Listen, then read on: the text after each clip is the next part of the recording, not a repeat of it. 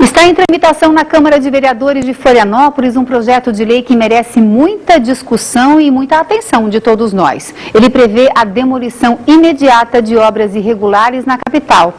É uma questão polêmica que há muito tempo acompanhamos aqui no JA e que diz respeito também a políticas públicas habitacionais para a população mais vulnerável que vive na cidade. A cidade não para, a cidade só cresce. A frase de Chico Science foi para o Recife dos anos 90, mas hoje cabe como uma luva na Florianópolis de 2020, ano em que a cidade passou de 500 mil de habitantes. A realidade de Florianópolis ela é um pouco mais agravada que alguns outros municípios em razão que ela atrai uma migração, uma mobilidade humana muito grande. E isso desencadeia, o custo é alto, então as pessoas acabam construindo suas edificações em áreas que não poderiam ser construídas. Paulo Locatelli é promotor do Ministério Público. A função dele é fiscalizar o crescimento urbano da parte mais populosa da ilha, o norte. E em 1950, o bairro dos Ingleses tinha menos de 300 habitantes e era uma região de agricultores e pescadores. O turismo fez desse lugar o maior da capital em número de habitantes, mas o crescimento veio para todas as regiões da cidade e nem sempre aconteceu com respeito às leis. Segundo o levantamento do município, o norte da ilha, por exemplo, Ingleses, mais de 80% é clandestino e ilegal. O Rio Vermelho chega a quase 90%. E quando a gente fala das edificações, é porque muitas vezes ela não tem o alvará. A ocupação irregular é um desafio muito antigo na cidade e a Câmara de Vereadores está para votar uma lei polêmica que daria mais força aos fiscais para multar os responsáveis por obras irregulares. Eles poderiam recolher documentos das obras ou até mesmo demolir as construções. Hoje, uma lei do ano 2000 já prevê que uma obra irregular seja demolida, mas o processo é demorado, segundo o secretário. É inversamente proporcional à velocidade das obras.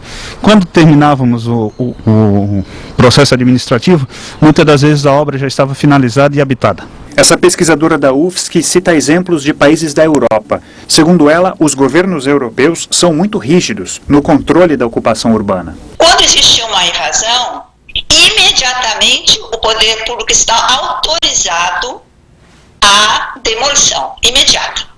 Os arquitetos, geógrafos e outros especialistas costumam dizer que Florianópolis, em especial a ilha de Santa Catarina, tem um meio ambiente muito sensível. E um dos ecossistemas desse meio ambiente é a restinga, onde a gente está.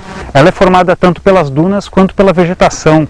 Por que não se deve ocupar essas áreas? Porque a água da chuva infiltra e abastece o aquífero dos Ingleses, que oferece água para essa região.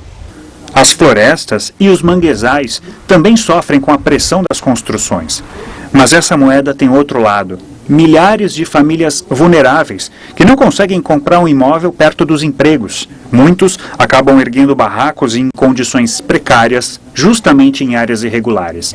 Essa mestre em arquitetura pela UFSC analisou o caso da comunidade dos Sirinos ingleses. Segundo ela, existem tanto casas de classe média quanto de famílias pobres em área irregular.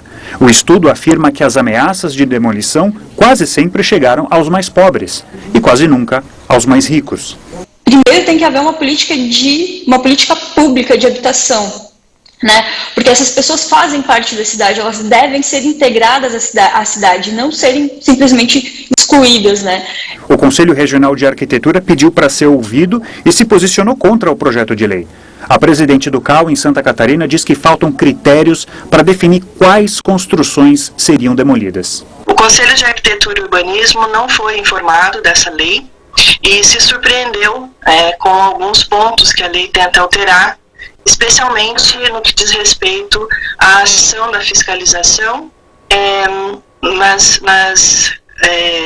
habitações irregulares. Amanhã o JA vai mostrar qual a política habitacional de Florianópolis para quem fica sem teto por causa da lei. E o que aconteceu com um prédio que a prefeitura anunciou que iria demolir no começo do ano. O projeto de lei foi retirado de pauta ontem para que os vereadores possam reavaliar algumas questões. Ele deve voltar à discussão em 2 semanas.